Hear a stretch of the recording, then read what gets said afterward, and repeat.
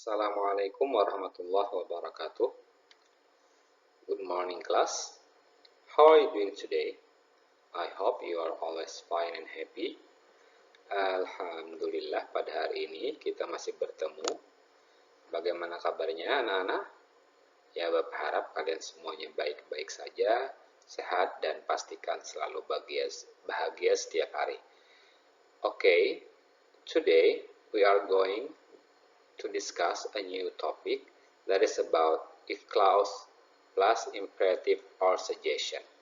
Pada hari ini kita akan mendiskusikan topik baru yaitu tentang if clause yang diikuti dengan kalimat imperatif atau kalimat suggestion, saran.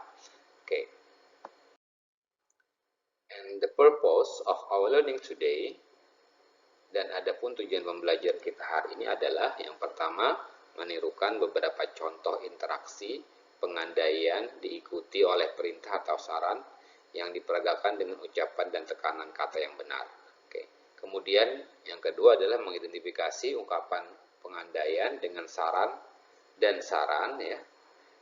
Dan dari contoh-contoh yang ada dilihat dari isi dan cara pengungkapannya. Kemudian mengidentifikasi fungsi sosial atau struktur teks atau unsur kebahasaan yang digunakan dalam interaksi yang dipelajari. Kemudian yang berikutnya adalah melakukan tindakan memberi dan meminta informasi terkait kalimat pengandaian. Oke. Now we go to the topic. Sekarang kita masuk ke topik utama kita yaitu if clause. What is if clause? Apa itu if clause? If clause adalah kalimat pengandaian dalam bahasa Inggris. If clause atau dalam bahasa Indonesianya klausa if ya. Apa itu klausa? Klausa adalah anak kalimat. Jadi yang disebut dengan if clause itu nantinya kalian akan mendapatkan satu kalimat yang terdiri dari dua klausa ya, klausa terikat dan klausa bebas. Oke. Pada bab ini kita akan mendiskusikan if clause yang diikuti oleh beberapa bentuk kalimat, yaitu kalimat imperatif atau perintah, kemudian kalimat saran, kalimat pengingat, kalimat harapan, dan kalimat yang mengandung kebenaran umum. Okay, now let's have a look to an example or to some examples. Sekarang mari kita perhatikan beberapa contoh. Task 1 ya. Read the following examples and pay attention to the function of every sentence. Task 1-nya adalah bacalah contoh-contoh berikut dan perhatikan fungsi dari setiap kalimat. Oke, di sini ada table ya. Kolom pertama adalah sentences dan yang kolom kedua adalah patterns and function, pola dan fungsinya. Now let's read together. If you want to achieve your dream, pray and work harder. Apabila atau jika kamu ingin meraih cita-citamu, berdoalah dan bekerjalah lebih keras. Patternnya, pola dan fungsinya adalah di sini kita dapati if clause ya. Nah, if di sini kalimat yang pertama adalah diikuti dengan if clause diikuti dengan kalimat imperatif, kalimat perintah. Bagaimana kita tahu itu kalimat perintah? Setelah koma itu langsung dinyatakan dengan kata kerja pray and work. Berdoalah dan bekerjalah harder, lebih giat atau dengan lebih keras. Nah, untuk apa fungsinya kalimat seperti ini? Kalimat seperti ini fungsinya to give instruction ya, untuk memberikan perintah atau instruksi. If you visit Singapore, you should keep cleanliness of the city. Jika kamu mengunjungi Singapura, kamu sebaiknya menjaga kebersihan kota tersebut. Nah, di sini kita dapati if clause diikuti dengan kalimat suggestion, kalimat saran, dan fungsinya adalah untuk memberikan saran. Dari mana kita tahu bahwa itu adalah kalimat saran? Yaitu penggunaan kata should ya, penggunaan kata should. Oke, nih penggunaan kata should. Nah, should biasanya digunakan untuk memberikan saran dan biasanya diartikan dengan sebaiknya ya, dengan kata sebaiknya. Oke, next. If you don't bring any beverages during your tour, you will be thirsty. Jika kamu tidak membawa minuman sepanjang atau selama perjalananmu, you will be thirsty. Kamu akan merasa haus. Nah, polanya ini adalah if clause yang diikuti oleh sebuah general truth atau kebenaran umum. Fungsinya untuk apa? To tell a general truth, untuk mengatakan sebuah kebenaran umum.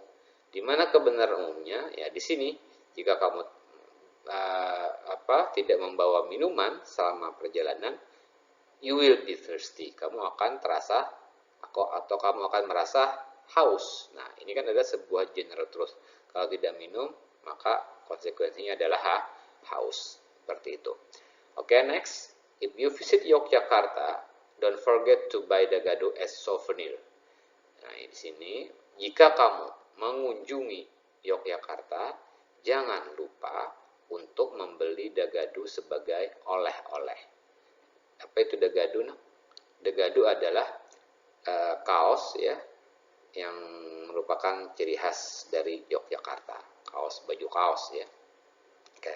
Polanya dan fungsinya kita lihat if clause diikuti sebuah a reminder, sebuah pengingat ya.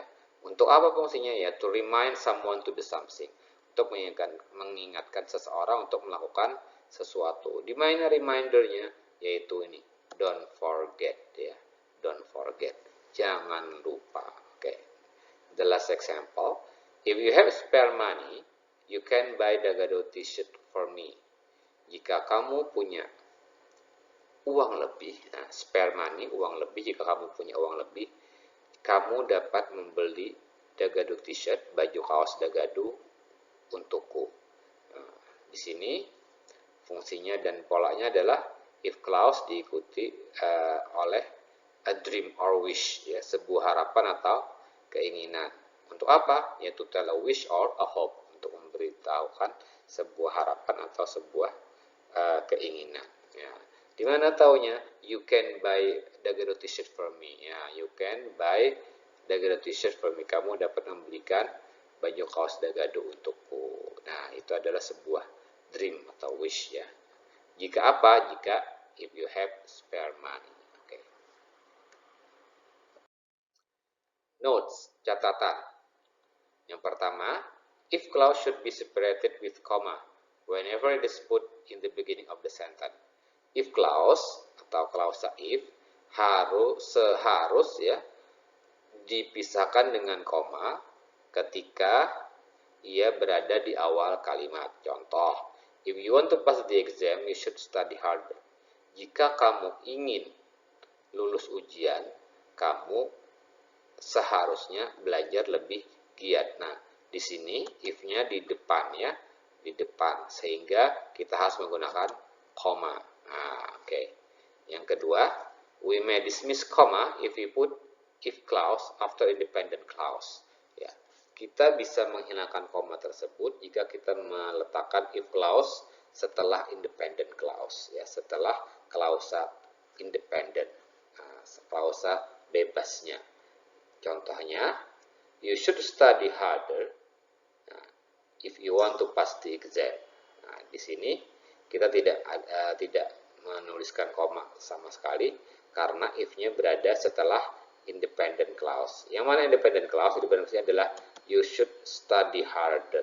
Ini adalah independent clause. Kemudian if you want to pass the exam, itu adalah dependent clause atau klausa terikatnya. Perhatikan ya. Nah, itu seperti itu. Oke. The next note, if can be replaced with when or whenever. If itu bisa diganti dengan when atau whenever. Jika itu bisa diganti dengan when atau whenever.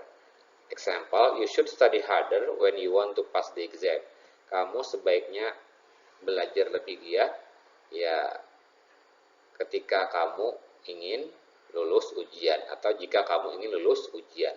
When dalam kamus kita bisa mendapat arti ketika ya, ketika, sedangkan whenever biasanya diartikan dengan kapanpun. Tapi dalam hal ini, dalam kalimat atau dalam if clause ini, kita mengartikannya tetap sebagai jika. Kamu harus belajar lebih giat jika kamu ingin lulus ujian, gitu ya. Oke, now we go to task 2 ya. Kita masuk ke task 2. Practice the following dialogues with your friend. Pay attention to the use of if clause. Perhatikan dialog berikut. Praktekkan dialog berikut bersama teman kamu dan perhatikan penggunaan if clause. Oke. Di dalam modul kalian menemukan 6 dialog sebenarnya, tapi di dalam slide ini, di dalam penjelasan ini, Bapak hanya akan mencontohkan 5 dialogues ya, 5 dialogues. Jadi yang the last dialogue atau dialog ke-6-nya nanti kalian praktekkan sendiri. Oke. Dialogue 1 is between father and son. Exam is around the corner. It's about time to go back to your study. Okay, Dad. If you want to pass the exam, you have to study harder. Thanks, Dad. Dialogue 2 between Della and Amy. Where can I get inexpensive, good quality shoes? If you want a good price, why don't you go to the factory outlet? Dialogue 3 between Mr. Lukman and Rahman. If you want to be the chair of OSIS, offer a good program to improve the school environment. Sure, I will. Dialogue 4. Mom, if you don't put some cherries on it, your cake will look pale and dull. Yes, you're right. A cherry or two will help with the appearance. Dialogue 5 between Joko and Edwin. If I'm elected as a president, nah ini ada kurangnya. If I'm elected as a president, I will waive taxes for poor people. I wish you all the best. Okay. Nah itu adalah some dialogues ya. Kemudian untuk dialog 6 silahkan kalian praktekkan sendiri. Well, that's all for today. Thank you for your attention. Let's close our lesson by kifaratul majlis. Subhanakallahumma wa bihamdika asyhadu an la ilaha illa anta astaghfiruka wa atubu ilaik. Assalamualaikum warahmatullahi wabarakatuh.